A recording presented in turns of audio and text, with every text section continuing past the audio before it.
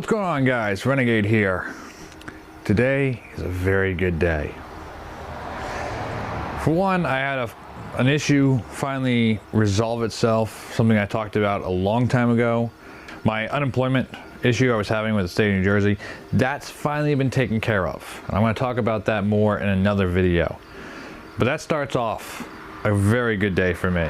The next thing that is part of a really good day for me is a nice, peaceful, fairly warm day. I'm out here in just a t-shirt and jeans, which is perfect weather for me.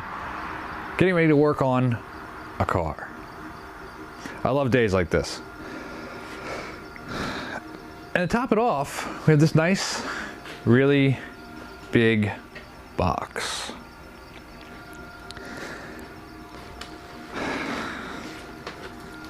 This is today's project. But first, if you'll allow me, I want to talk a little bit, teensy tiny bit, about physics.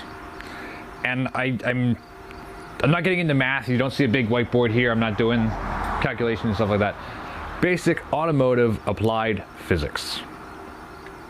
Mainly force. See, in a car, when you're driving down the road, everything is well balanced. Or at least it should be, provided everything is good. When you're driving down the road, everything is well balanced. When you go into a corner or into a turn, weight shifts because of the lateral forces being applied to your car. Now, those forces go through your suspension. This is all fairly simple things, right? Well, when you go into a corner, weight shifts. Let's say you're making a left-hand turn, the weight will actually shift to the front left as you go into the corner. You might feel it if you're driving and all of a sudden the car kind of seems to lift the back a little bit and dip down in the front. So the way a lot of car manufacturers rectify this issue is they put a bar that runs from one side of the car to the other side, which allows for the weight and the force to be transferred from the one leg across to the other leg and balance that force out. There's one in the front and there's one in the rear. Most modern cars anyways. These are called sway bars or anti-sway bars. And they do just that. They remove the sway out of your car. Now, obviously, you guys know, if you're subscribed, you know. If you're not subscribed, let me take the time to ask, if you like what you see today, make sure you hit subscribe, hit the notification bell so you get notified when I upload a new video. Because we're going to do some cool stuff here. Now, those of you who are subscribed know that my main car, my daily driver, my 87 Volvo 245, has got a few little modifications. Performance-based modifications that I also consider to be very good for daily driving. One of those happens to be the sway bars. I have performance sway bars in my car.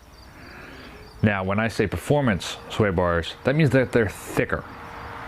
The stock sway bars on the Volvo 240, I believe, were a 21 millimeter front and a 19 millimeter back. That is the diameter of the actual bar that goes across. If you beef that up, if you make it thicker, it's more material, which allows for more force to be transferred. Y'all are keeping up, right? This isn't too complicated. I'm not a genius. I just know basic applied physics. So that's where this all comes from. Hoping you guys follow along, and I hope you guys like this. If you do like the fact that I'm getting into more of the science of cars, please make sure you let me know down in the comments. So in my car, I put these on. And I have a fairly sporty way of driving. But I also realized that a performance feature like that, the fatter sway bars allowing for more force, which actually causes less roll, is good for a more comfortable drive on your daily commute.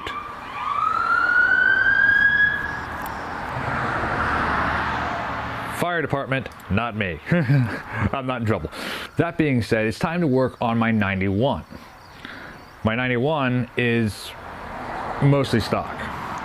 And I admit, I can be a little bit of a junkyard pirate. So this car, my 91, actually came with the performance sway bars that I took off and put on my car. I did it because I was doing a big drive. I knew there were going to be lots of twists and turns on mountains and such like that, and I wanted a more comfortable ride for myself and my bride-to-be. But that means I took the sway bars off my 91. Okay, so if I had stock suspension on it, it wouldn't be as comfortable for me. Of course, now we get into the other issue of I always had the plan of upgrading my suspension on my car, wanting the same suspension on my other car, so I didn't put the sway bars back on because I'm an idiot. Yeah. So if you're looking at this as a how-to video, I'm going to apologize now because I won't be getting into the how to take them off aspect of this project, but it's really very simple. It's self-explanatory, and basically everything you see me do, just do it in reverse. So I have here in this big giant box, which by the way comes to me from IPD, and it's IPDUSA.com. This company is fantastic for Volvo parts, and I'm not sponsored by them. I wish I was. Hey IPD, if you're watching, hit me up. I'm not sponsored by them, but I can't say enough about this company. They are fantastic for Volvo parts. But I've got an old car, you know, my normal one's an 87, this one's a 91, and then I've got a 71 that I'll be working on as well. All Volvos. And for a lot of parts, man, I just go to IPD because they've got them, you know? They do Volvo. That's what they do, period. So, it's the way to go. In this nice big box, we have very fat, very heavy sway bars. This is the rear sway bar. Now look at the size of this sucker. Okay, big fat one. This is the 25 millimeter sway bar. They have two kits. One has got a 25 front and a 23 rear, and then one is 25 front, 25 rear. I went with the big boys because why not? It's like $20 difference, and yeah. So in this box we've got the rear sway bar, which I will lean right there for right now.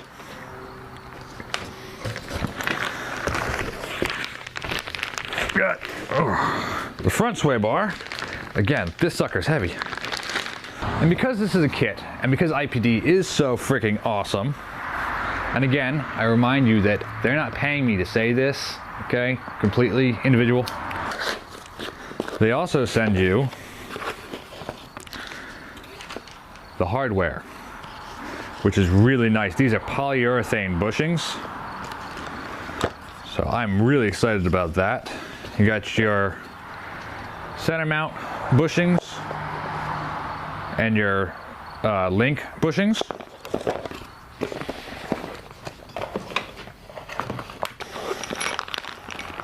And even the bolts for them. Ooh.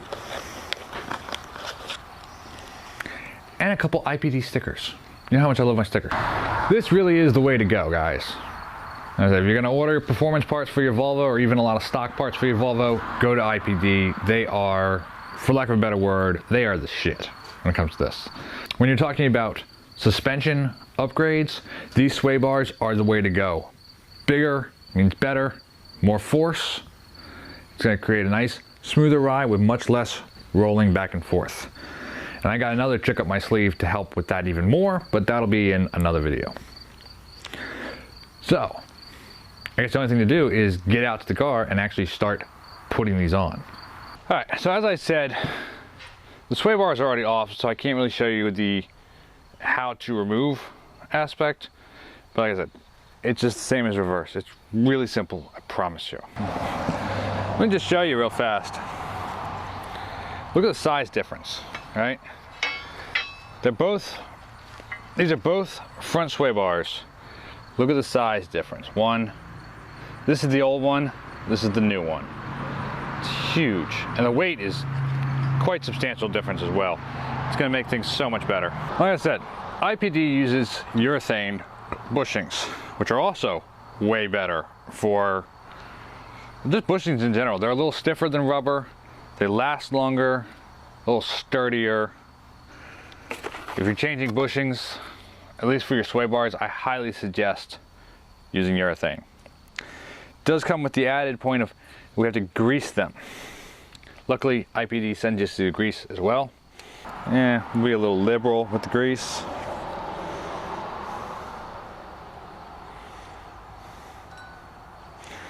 Grease up the inside where the actual sway bar will be sitting.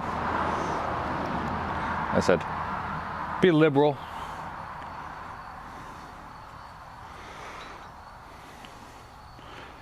Nothing wrong with a little extra lubrication. And these bushings are the center mounts. So these are what go and mount to the center of the car, the actual chassis. So now under the car, and hopefully you can see fairly well because it's a bit dark under here and cramped. There's not a whole lot of room. I've got the car jacked up a little bit, but only a little because I don't feel like going too far. Also going to mention that it would be much easier if I had the tires off, but I didn't feel like taking them off because I'm lazy. Plus, this shows you just how easy the project actually is. So, this guy right here is your link, your sway bar link. It gets one bushing, it gets a bushing, then the bar goes on, and then another bushing.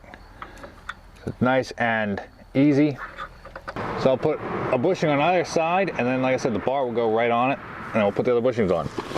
Now for the fun part. You can see just how little space there is. I need a lift. I need a garage for the lift.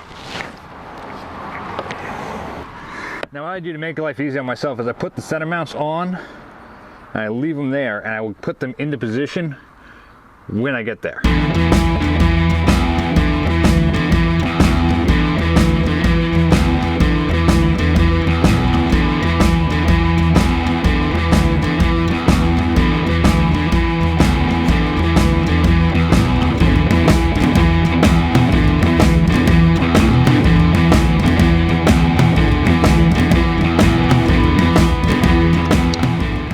Strut bar in. I had to go back and torque down these bolts and the one nut on top of the sway bar link itself. It's also a good time now to check the torque on the other bolts that are there.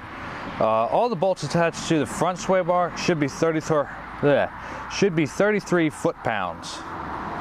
So I got my handy dandy torque wrench here. I'll do that real fast and then we'll move to the back. All right. Moving along to the back, one thing I did do off camera, just because it's a little easier than trying to set up the camera for all the right angles and everything, is to replace this bolt. Now, the reason for it is that this bolt is kind of a bitch. So this bolt goes through the trailing arm, that's this right here. It goes through this, through the shock, out the other side, and then through your sway bar. What you need to know if you're going to swap that out is that if you take it out without supporting your trailing arm, the entire trailing arm will fall. I mean, it'll fall on a pivot because there's a bolt farther up that holds it together. But basically, the shock holds the whole thing up. Now, when you go, if you got to replace your shocks, which I got to do sometime soon, you can take the bolt out to replace the shock without much difficulty, but that's also because the sway bar is tying this trailing arm to that trailing arm and holding it up. Remove it, yeah, there's nothing holding it up. So you gotta use a jack.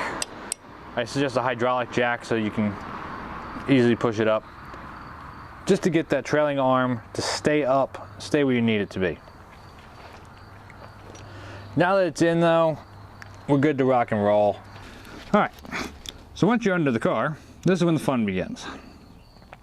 There's a couple weird little tricks with this. One, my muffler goes under my axle. axle, muffler.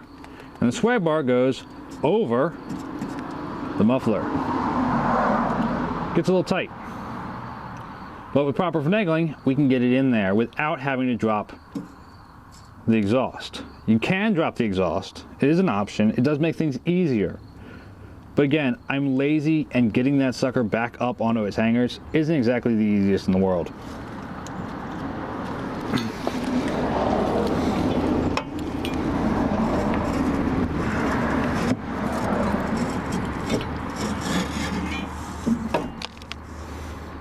But that works too. Now more fun comes in. You can see you got that big bolt that I mentioned that I just swapped out, and you got these bolts, which actually catch the ears right here. They go through your big annoying rear bushing. If you've ever replaced the bushings on one of these cars, you know what I mean. It's a pain.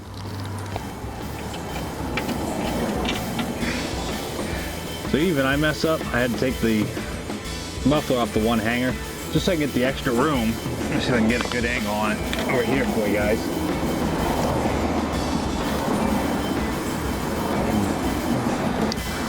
Because I need to get this bolt through the sway bar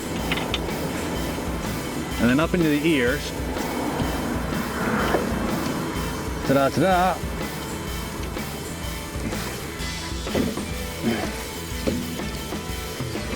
Realign it down so I can get one of these bolts through.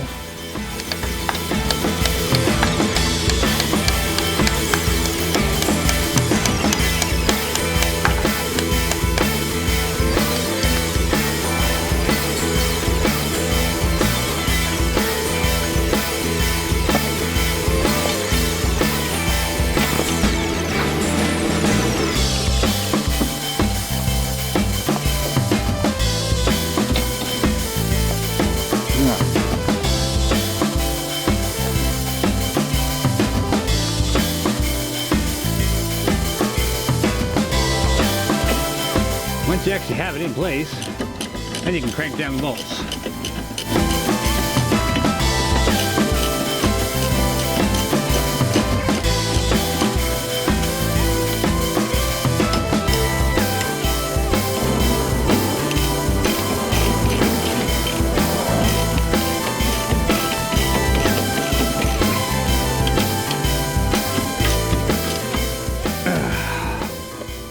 Now, just gotta torque the bolts down.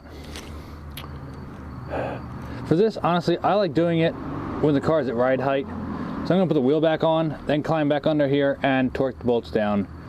They're 63 foot-pounds. So I'm gonna do that, and we'll catch up in a minute.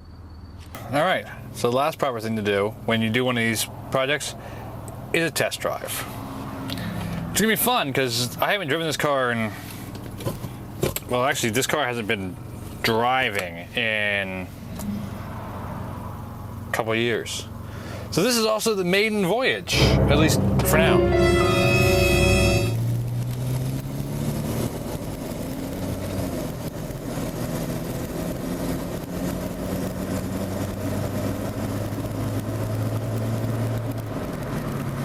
I can tell you she needs some fresh gas, that's for sure. She's accelerating quickly and well. Oh God. Brakes. Front brakes are Shatskis.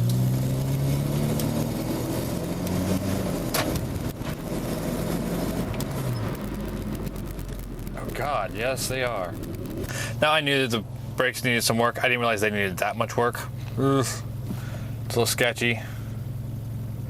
It's alright. I will just go straight to the store and get new brake pads, and I'll just knock it out like tomorrow. That's not an issue. But here's the part that really matters.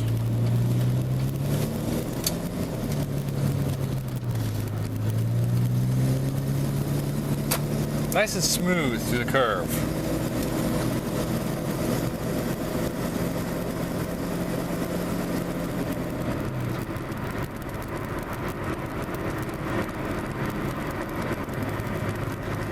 That's what I like, that's what I want. I want it nice and smooth through curves.